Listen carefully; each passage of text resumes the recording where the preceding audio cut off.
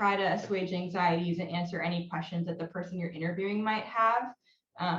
Again, that can be cracking a joke or just kind of bringing it back to the conversation level, just letting them know, like, we're just here to talk. Like, I'm a stranger, but I'm also a friend. Like, letting them know that you're really just there to make them comfortable. So let's see, we do have a question, and it's, what is the balance between prepared questions and free form? And that's a great question. And actually, so here I have some tips for during the conversation.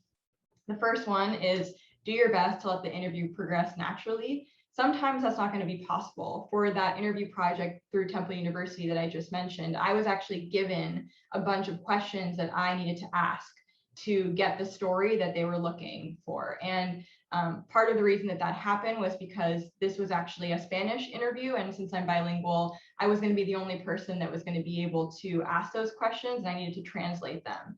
But we learned from looking at the questions that there were other things that we needed to talk about. So I think part of that dichotomy is you can take notes and jot down keywords and kind of pull out themes, but you also can be referring back to the questions that you brought in with you and kind of seeing like, where could these flow together? And part of that is in your brain making connections between anecdotes, something that maybe you've prompted them to ask and something that they've brought up themselves. And you can ask different follow-up questions to encourage the story to flow. And let's see, Caroline says, some of my best interview tape has come from side conversations that are seemingly off topic. And I totally agree. Sometimes even just taking a break to get up and stretch, you can come back and a question will pop up, or your interview participant will remember something that they may not have thought about just from sitting. You've been sitting for an hour and it's been intense, and just taking a break and kind of encouraging people to breathe and relax and stretch, that can also be really helpful.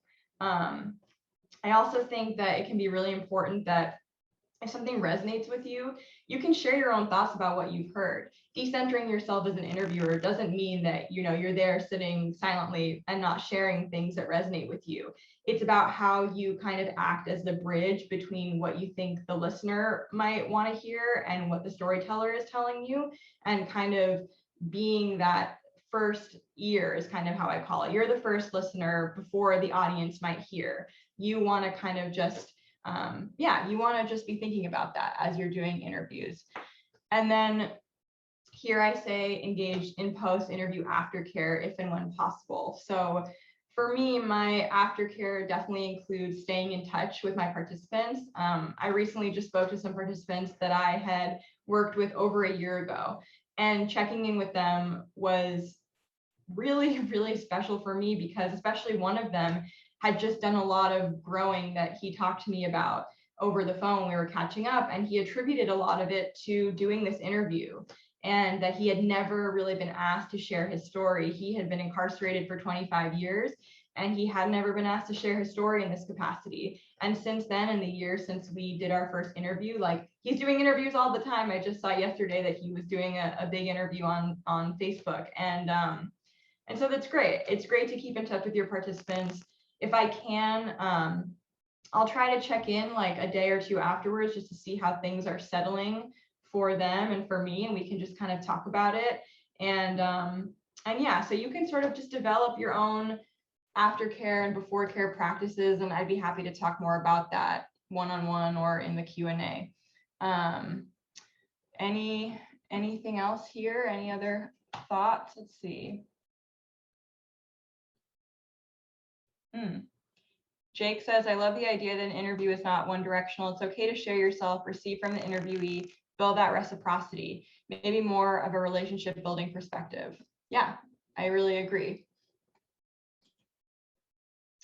So if you facilitate an interview before, what are some questions that you like to ask? Or even right now that we're just talking, if it's your first time kind of interacting with this stuff, what's a question you think you would want to ask during the interview, or maybe you would want to be asked if you were being interviewed? And we can put those in the chat. And then on the next slide, I'll share some of the go-to questions that I like to ask when I've gotten stuck during an interview. So if you want to just maybe take a moment and think about that, and you can drop some of that in the chat.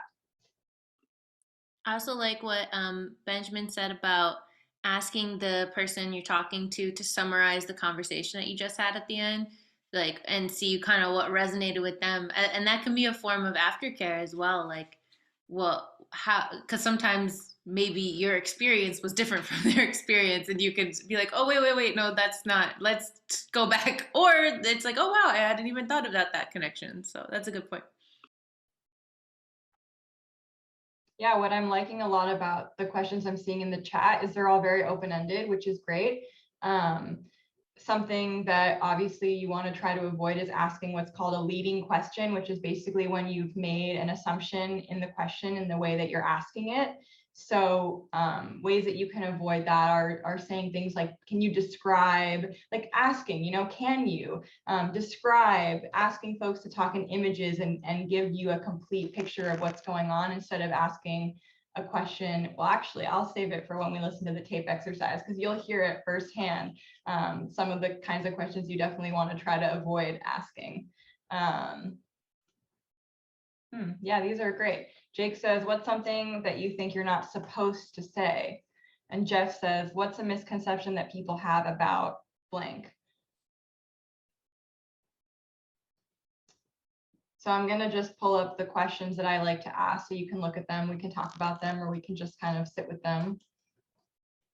Maybe I'll read them aloud as well. So when I was in college, I had a radio show that was about family dinners. It was kind of like a half punk show and half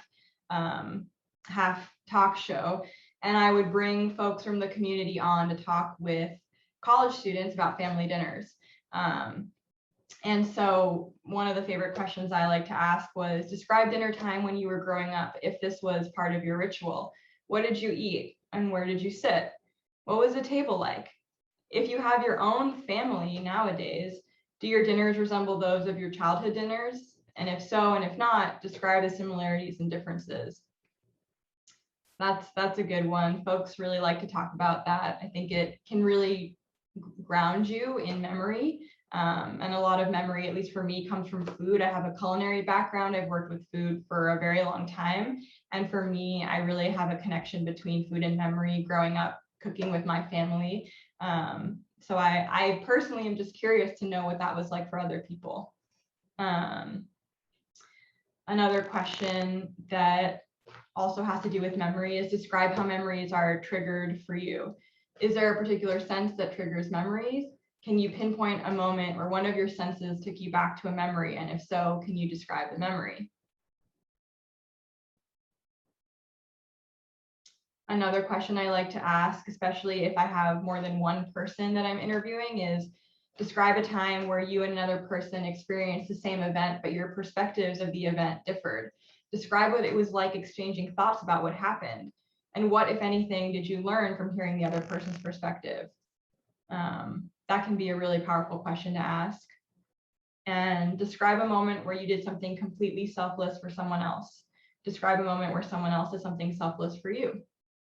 So these are just some examples, some things that I like to ask.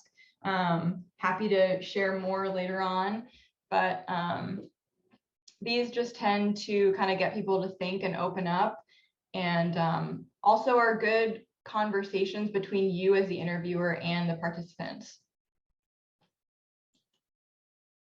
We're getting some good questions in the discussion in the chat. I just want to say, recognize, like somebody said in J school, journalism school, one of the best questions, and this is one that comes up, like, is there anything else you want to add? Something I didn't ask you at the end. A classic. That's more the end, right? So, or what you think is the end of the discussion. A really great thing that Kelly brought up was to ask if it's okay to either start or stop recording. I think that goes into like the before and after care as well. Like people feel like they're not being like gotcha journalism, right? Or like when it starts and when it's like that eases a lot of anxiety. And repeating what some people told you. Just being like, so you said this. Am I hearing that right? Kind of validating what they're saying, making sure you understand. Definitely. Yeah, that's all very, very helpful.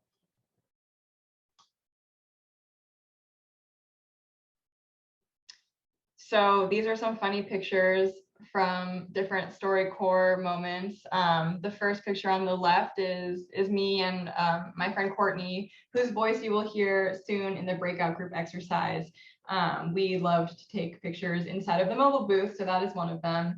And then the next one is me and my friend Jake, who did a Storycorp recording. I think Jake is here today. And in both of these moments, I was just thinking about what we were talking about a little bit before of decentering yourself as an interviewer. And we've been talking about it, so I'm not sure that we really need to kind of go full on into it, but I just want to reiterate that that this is important, but also you are there and you are present, and it's okay to have emotions like we discussed, and it's okay to be curious. You know, try not to impose your perspective. Like, I definitely had a lot of people, especially older participants, who said things that I didn't feel were really okay in recordings, but it's my choice when I intervene in that way and when I don't. And if I'm just there as a facilitator and I'm having two people interviewing kind of each other and I'm there to guide, like, I'm going to watch and see the dynamics and see when it's appropriate for me to speak up and when it's not. And that's, again, comes back to intuition, which also I think is a part of empathy as well. So yeah, I just wanted to kind of reiterate the decentering yourself as an interviewer.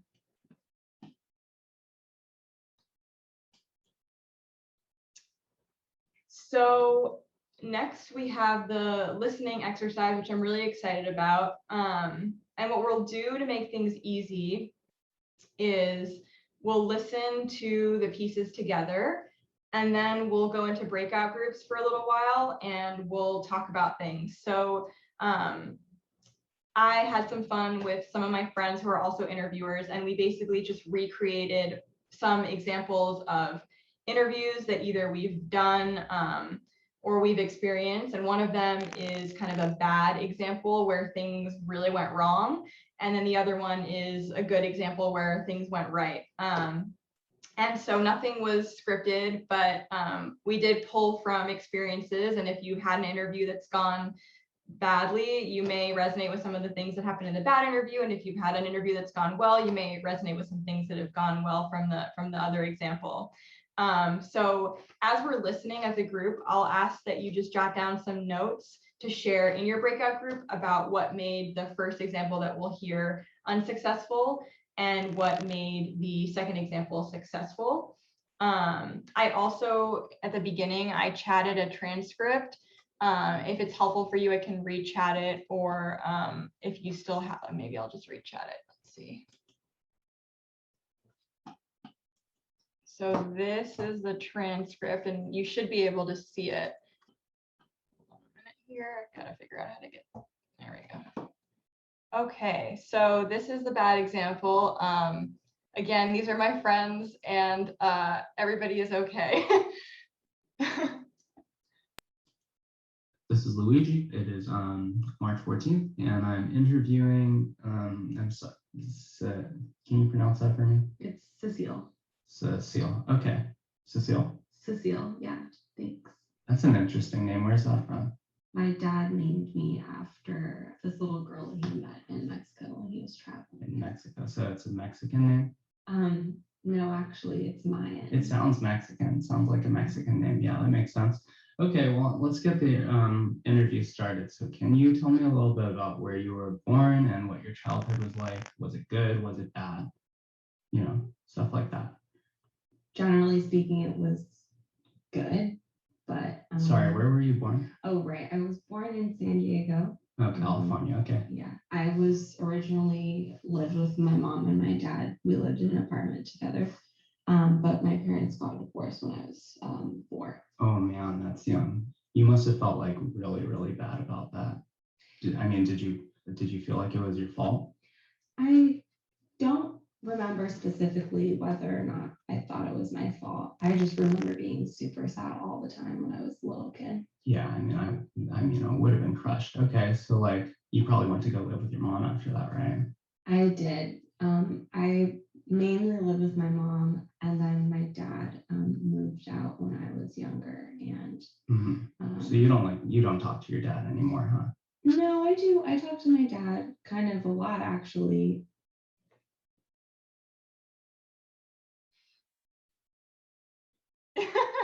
Yeah, Anna's face says it all. We will have some time to talk about that, obviously, in the breakouts and as a group afterwards. But that, yeah, so that was an example of a thing. And now for comparison, we'll play this other clip. It's a little bit longer, but maybe just by a minute. Oops.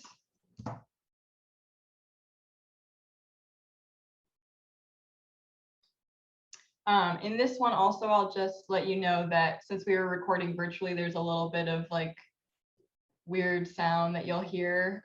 So I apologize if it kind of blasts you in your earphones, just be aware. Tell me a little bit about family dinners when you were growing up. They usually happen, I would say like 6 days out of the week. For sure, we ate together on Sundays. My mom usually cooked. I remember on Thursdays, we would normally order pizza, and I remember we would watch Survivor while we would eat the pizza. That was our show. So I totally love that. That sounds really sweet. It's so neat to hear about your dinner time rituals and that you can still recall those Thursdays with pizza and Survivor. It's such a clear and distinct image. So, what do you think about nowadays when you reflect back on having had so many family dinners growing up? it's something like that I can easily bring into other spaces, like doing like was it Friendsgiving and like potlucks with friends and stuff like that. Like that love of like cooking and being around other people and eating really good food is something that obviously goes back to that, but it's like I have this new opportunity to kind of like create like other families, right, and do like the same thing. And like it's like a tradition that was started with my original family, but now it's something that I can kind of bring into these other places and other spaces and do it with other people. What do you think is something that you bring to your friend dinners or friend connections that surround food that you picked up from your family dinners growing up? Listen, they always used to let me make the bread. Like I was not trusted with any other kind of like primary dish. And I've been expanding that with friends. But yeah, I'm definitely down to bring a dessert, to bring a fruit tray, all the kind of extra accoutrement I am super good for as I work my way up to be able to prepare, I don't know, like tofurkeys and meatloaves, those bigger things, those centerpiece dishes. So Looking into the future, what are some elements or rituals you would want at your own friends or family dinners if it were in your personal home space? lots of options in terms of food. You know, we used to set the table. I love that. And that's something that I would definitely do moving forward. Having a wonderful tablescape, allowing everyone to kind of get into that ritual of preparing the space for food to, be shared. That's just as important as cooking and eating the food. It's like getting the space ready. And I mean, it just looks wonderful, right? And you really kind of feel like this is a moment to be remembered and to be shared. So that is something I'll definitely be bringing, moving forward.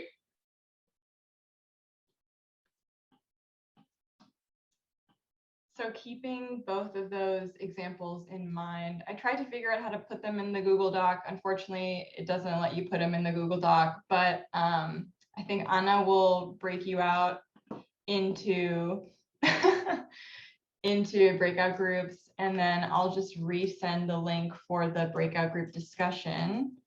Yeah, so you want to think like 10, 15 minutes in these breakout groups? Yeah, however long folks kind of need, we can just figure that out. Yeah.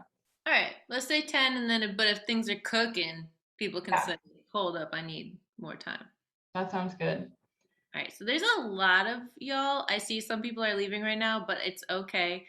I'm going to say there's like 52 people here, so I'm going to try to make these breakout rooms. How did it go? Welcome back.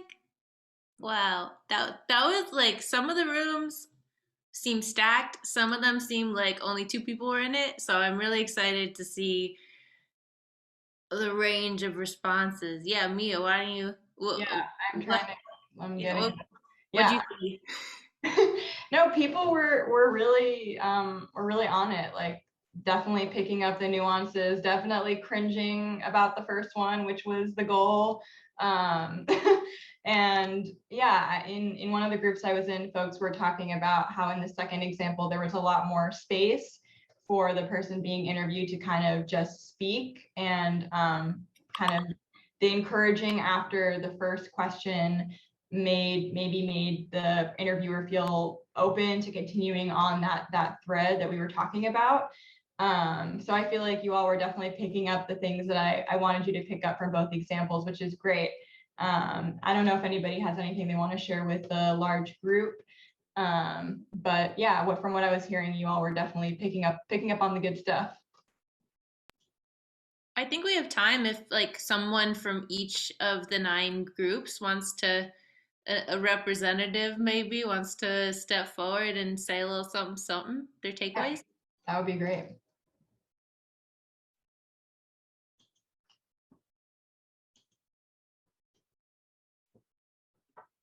We can adopt the Quaker style where if you feel so moved, you may speak. If not, you do not need to. But I feel moved. Can I speak? yes, absolutely. What we were wondering, we kind of like, we're obviously like fixated a bit on the awkward first conversation, and obviously like I think probably came down on similar things, but it led us to like a question around the the role of the interviewer, the journalists, kind of how they uh, like if it's a public figure, are they like versus like someone who's maybe in a community member, like in some ways is the journalist trained to sort of like um,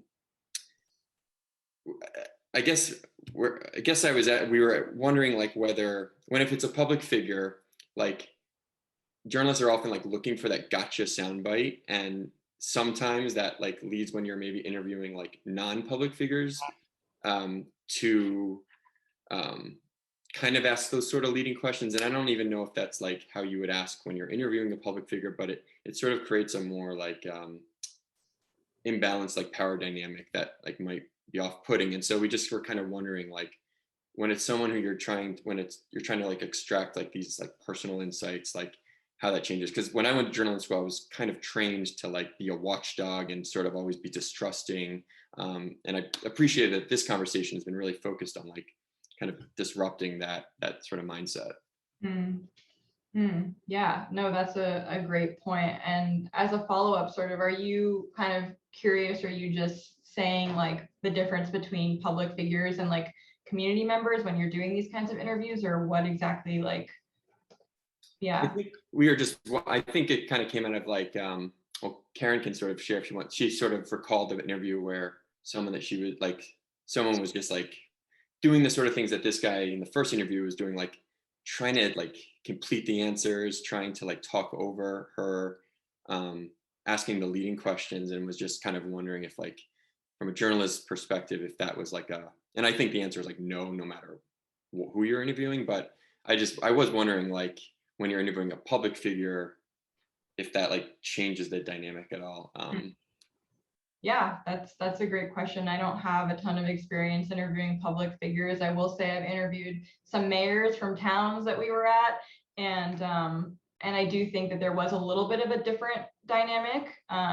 But I think it's useful to try to not do what Luigi was doing at all costs, because I can't really imagine a situation where the interviewer would be receptive to that kind of being talked to like that.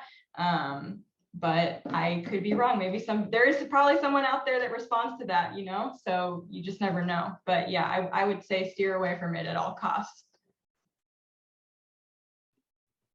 Yeah, and just to respond also in terms of somebody who's done a little bit of both, that sometimes it's a context, it's a case by case basis. If someone's being a real jerk, you're not going to be like, okay, how am I going to practice aftercare with this person? Yeah.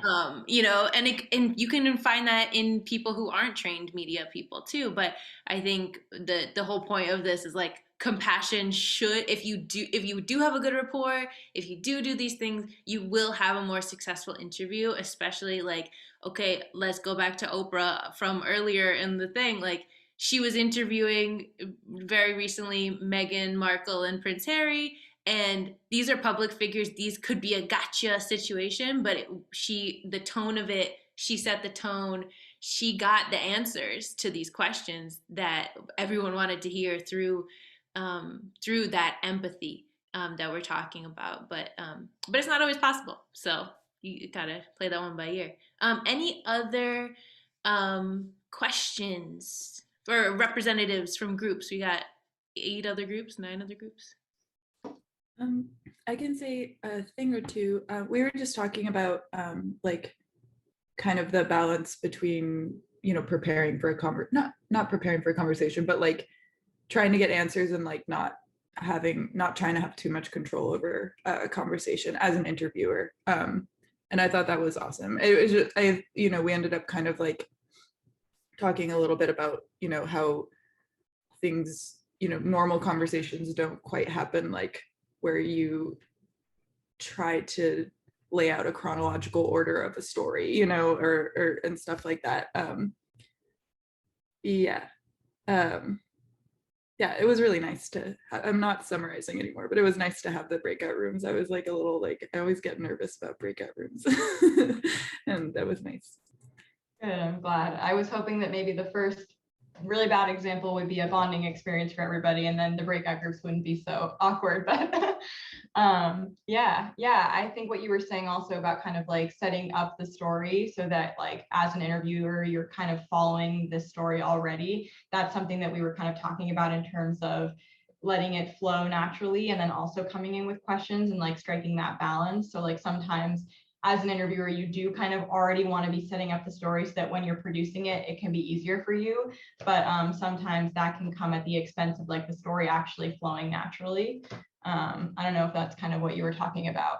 Yeah, I think just like, I don't know, I think the way I would like talk about how we were talking about it in breakout rooms is like, I guess not going at it as a journalist, you know, like we didn't say this, but this is what I'm thinking about a lot, like not going at it as a journalist, rather like going at it as like actually Big Lux did say this, like going at it as like a friend, or maybe Martell did. I don't remember who said it, but yeah, going at it like kind of as a friend rather than like, you know, somebody who has an agenda and is trying to lay out a story. And like, because I think that comes at the expense of like listening, you know, which is the most important part, right? Like, definitely. Yeah. Can I say something? Hi. Go for it. Yeah, I was just saying, like, yeah, we touched on that, and it was just like how I was actually thinking about something as y'all was speaking, like how a lot of times people do these type of interview type things. Most people they don't listen to understand, they listen to respond. So when you do stuff like that in an interview type setting, it's like, okay, if you're being interviewed, it might come off as triggering or something where as though like you're being too abrasive or aggressive, as opposed to if you just listen to understand, you're like, okay, I see what you're saying there. Do you have any more to add on to that? That sounds better and makes somebody want to talk more than, oh, but I hear what you're saying, but that don't make any sense to me. And why are we doing this? And then it's like, that you asked me a question, I answered how I wanted to. Now it don't seem like you like my response, and now you're trying to trigger me or get me angry to get me to act out of emotion now. Mm-hmm. So like when you build certain rapport with people, about how you build certain rapport with people, it makes it easier because it's easier to talk to your friend and ask questions if you're comfortable with them, as opposed to you trying to just have it structured, point A, point B. I gotta ask this, I gotta make sure I ask that. I don't care what that answer is really for this. I just know I gotta ask this question next. Mm-hmm. You know, sometimes you gotta get out of that structured type setting and just like let it flow. Yeah, awesome. Very beautifully said. Definitely really agree with everything that you're saying. I think we have like 13 minutes left. I don't know how long we want for Q&A. Anna, am I right with the timing? Yeah. I feel like if we could get one more person to talk about their breakout room thoughts, it's different, and then we could do Q&A after. I can just jump in if that's okay. One thing we talked about was how the first interview went off the rails when immediately when the person's like, tell me how to spell your name or tell me how you pronounce your name. And, you know, your name is a very personal, it's like the only thing you actually own, right? So this is a very personal thing. And then often names are crossing cultural boundaries, et cetera. So, you know, that if you can't pronounce it, you know, properly, that can make things feel awkward, of course. So I can just share a small tip that I often use because I've interviewed people from in an international setting. And so I'll often say like, okay, for the purposes of the tape, can you please tell me your name? And this is really helpful because it's like a professional thing to do. You want to get that name right so you can go back later, let's say when you're doing secondary tape, you know, to introduce the person properly, et cetera. And it allows them to step forward and like fully embody their name, right? And that's very, very important, and it honors them right away. And so that I think that's a really important thing. And just to tag on, I think it was Martel that was speaking earlier. I think also it's good to take your time. Like you don't, like Martel, he said something very important, which was that we're often trying to respond. So sometimes it's good to just like be like, if the person seems comfortable with silence, sit in silence and just like be like, okay, wow, let me think on that for a second, or where are we going to go next? Or, you know, and pull the pressure off this thing like, oh, we all have to talk and be so smart all the time. That doesn't work if you're live streaming or something. You need to keep it moving. But if you're just taking tape, you know, this can be also helpful, and it just lets things slow down a little bit. You know? Yeah, those are two really great suggestions. I was about to say what Benjamin was saying, like, you know, it doesn't work always for live streaming, but at the same time, if you have a time constraint or whatever, people act like you can't just have that as bonus footage for like some other type of episode or posting. Right. Like, don't have to get everything in the 1 hour span. If you run over to 90 minutes or 2 hours, you're like, okay, this is bonus clips from there. Maybe it's like, there's more to come. Or maybe it's extra. You turn into a 2-part interview, and where you just show the first hour what happened, and then go to the second hour, and you got 2, and then you go so focus on something else rather than just be like, okay, dang, I try to cram everything in 1 hour, even though it's just 2 hours worth of material. Right. Yeah, definitely. A lot of what we did at Storycorp, because it is an oral history project, and in oral history projects, folks do kind of, for the record, state the place, their name, their age, and kind of those kinds of identifying pieces. Of course, all of that was always optional, but I think the way that you're framing it, Benjamin, of it just being like a professional practice definitely is really, really helpful. And what you're talking about, taking your time as well, also super helpful. Moments of silence can be really just conducive to a good interview. And also you can always step away from the interview itself and like have a conversation about something else in that moment of silence, of just like, oh, like I just heard about this thing, or this is what I had for breakfast, or whatever, just to kind of get you back in that mindset. So thank you for both of those tips. I think those were great. This has been really, really wonderful, and I want to give 10 minutes or so to the Q&A. So if you have a question and you want to unmute yourself and ask, please do. If you feel more comfortable putting it in the chat, please do. And yeah, would love to hear some questions. Can you talk about trauma-informed interviewing? Yes, I certainly can. Give me just one moment. Oops, I'm going to just share my screen here for a moment.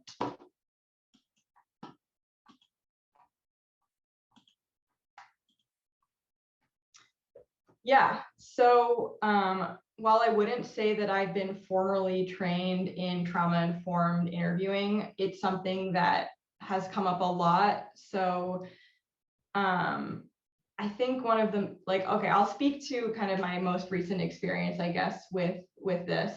I was doing a project where I had to interview someone who had lost their son when he was crossing the US-Mexico border.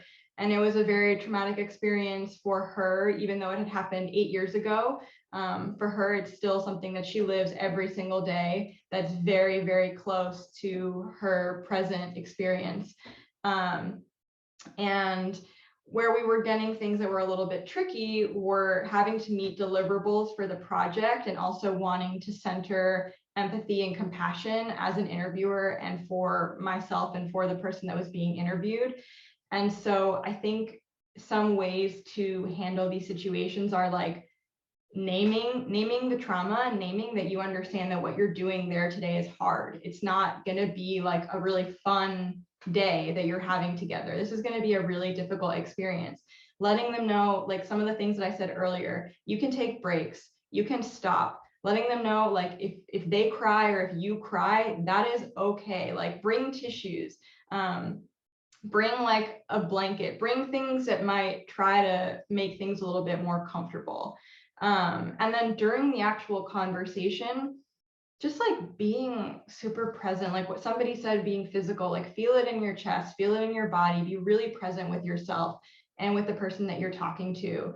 And if someone starts crying, just kind of like, you know, just sitting, closing your eyes, like not trying to rush them through the crying. Something that we found to be a problem with this project that I was doing is that there was kind of the sense of urgency, like we need to do this interview in this amount of time. And like when people were getting emotional, like I had to step in as an interviewer and be like, no, like we're going to stop, like we're going to take some space. And feeling comfortable to step into your position as an interviewer in that moment to advocate for like, no, we're not moving on right now. And that's okay. And of course, you want to just be always checking in with your interview participant. How are you feeling? Like, do you not want to answer this question? We can skip it. We can move on. Really giving them the agency to try to avoid re-traumatizing at all expenses. So I was talking a little bit about this interview project I've been doing, and one of the ways that I felt like we empowered the interview participant was getting to redo the questions that we were asking. So the questions that I had been given were very extractive. They were leading questions, they were extractive, and that didn't feel good at all, especially given the subject matter. So I spent an hour on the phone with my interview participant. We rewrote the questions, we added other things in. She really wanted to focus her story on the 3 times that her son has visited her from the afterlife. And so we kind of framed the story about her son, about losing her son, through these visits that her son has made to her through the afterlife. And in the in-between spaces, I did have to ask some of the questions that were my deliverables, but we found other ways to ask them. And by the end of the experience, like, yeah, we cried, but I still talk to this interview participant most days. We send messages. And she played music for us that she made to honor her son. We made it a much more interactive experience and found ways to not ask those leading questions and hopefully not re-traumatize the participant. So those are just some initial tips that I would give. We got 2 questions in the chat too. One from earlier that I think you are a specialist in, about like, how do you go about doing something in 2 languages, or, you know, like just, this is a huge question. This could be a whole other thing, right? But just from your experiences working, like, I don't even know where you want to start, but I guess just the interviewing process, somebody who, just, I don't know if you want to riff on that topic, like how do you go about switching between languages and making something that is, bilingual, bicultural? Yeah, I mean, that is a great question and could be its own, its own whole thing. I mean, mostly I can talk about what it's like facilitating English and Spanish. I have facilitated non-English interviews, and there's like a whole other process that I like to do for that. I mean, the reality is, right, so as someone that grew up bilingual and bicultural, to me, facilitating a Spanish interview doesn't really feel that different than facilitating an English interview. Like sometimes there's a little bit more legwork in terms of like paperwork, making sure that everything is really accessible and in Spanish. some of the things that I have found that are really like obstacles to kind of that empathetic interviewing that we're talking about is when an interview participant is given like a form or something to sign that's in English, and it's like, well, this space isn't actually made for me. So kind of doing that ahead of time, making sure things are translated, making sure that in the moment, if you are having to sort of interpret between English and Spanish or whatever languages it is, that you're just like ready to go, that like you don't have to ever be in a situation where like someone is feeling misunderstood or not able to express themselves. Like you want people to feel like if they speak, like no one's going to look at them with a blank stare. I remember we were doing an event in Santa Monica last year after our Storycorp stop, and a woman from the audience just, took the microphone to ask a question, and she just asked it in Spanish. And she had that confidence that somebody was going to be able to help her out. And like, I just took the mic, I answered the question back at her in Spanish, and then I translated. I was like, so-and-so asked this question, and this is what I responded to. So kind of in that moment, translating and just, again, like making people feel comfortable. I think one of the worst things I see is just translation issues. Like people may have stuff in Spanish, but they're not going to have stuff in 50 different languages. And that can be really difficult. I had a few recordings actually in Khmer, and we had a lot of issues because we didn't have paperwork in Khmer. And so we really, really advocated for stuff to get professionally translated so that we could really make sure that we were having things be as accessible as possible. I don't know if there's a more specific thing that you want me to talk about, but that's kind of my basic experience with non-English interviews. I think that's a phenomenal response in such little time. And we have one more question. I don't know how much you want to say about it, but just like, how do you practice these empathetic interviewing skills when we are living in a remote world with that separation? And we only have one more minute. Yeah, really quickly, I think you can very easily employ the skills that I've been talking about, whether it's through a screen, through a phone, whether you're seeing somebody or not seeing somebody. Really, you just have to tap into your own humanity and the other person's humanity. And you want to acknowledge it too. Like, you're going to have technical issues. You can make a joke out of it, and you can take all the pressure off of them. Be like, yeah, I don't know anything about, like really kind of joking into it, being like, I've done a million of these and I don't know why it's going wrong. Making sure that they don't feel like they are doing something wrong if they can't get the equipment to work, or if it's taking a long time, just like really pacing yourself out. And I also find that there's a different kind of intimacy that's achieved by doing these remote recordings if you are seeing each other, because you're probably seeing them in their bedroom or in their kitchen. And so you're able to kind of really see where they're coming from. And if I feel like it's appropriate, if I see like a family photo behind them, or an art print, or a plant, or a mug, anything, I'll just kind of try to make a quick comment that's like, oh, like, what are you drinking today? Like, I'm having tea. Like, what are you having? Or I really like that print. Can you tell me about it? Or who's in that photo behind you? Like, I would love to know who that person is. Just kind of those connection building questions that I mentioned earlier in the presentation, of just really quickly trying to establish that rapport. And again, you can make it about yourself. Like I will always say something like, yeah, I never thought I'd be in my like later 20s living with my mom during the pandemic doing remote interviews, and saying something like that, kind of really bringing it back to being another human that's just there to have a conversation with them. Of course, the technical stuff is its own thing that we don't have time to get into, but those are just some quick tips. Cool. Well, thank you so much, Mia. Everybody, we're all giving you silent applause right now. Thank you, Mia. Thank you to everybody who was at this session.